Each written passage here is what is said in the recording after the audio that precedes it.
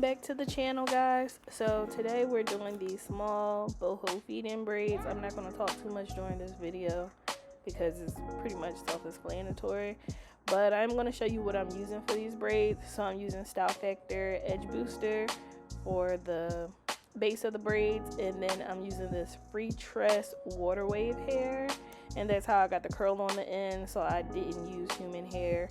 And so I'm just showing you how I do this style, how I did this style.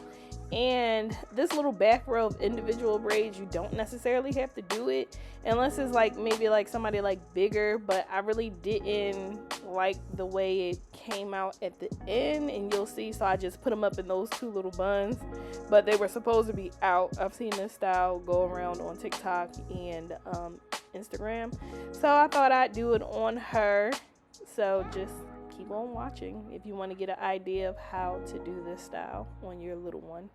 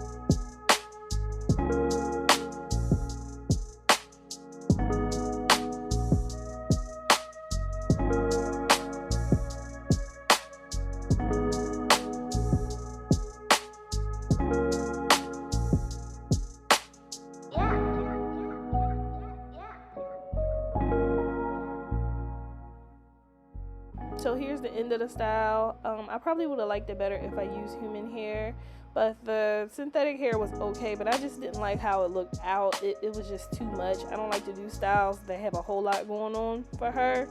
It just kind of just be too much because she's so tiny. So I ended up just putting them in two buns. She really wasn't giving me what I needed because she was just so tired after me doing those braids. So I don't recommend doing braids this small on kids unless you have the patience to do them. This probably will be my last time I do braids this small, but they came out really cute anyway. I really like them in the two little buns better than them just hanging down. So if you like this style, make sure you like and subscribe to this channel. Make sure you watch our other videos and tutorials on how to do braids, and we'll see you guys later.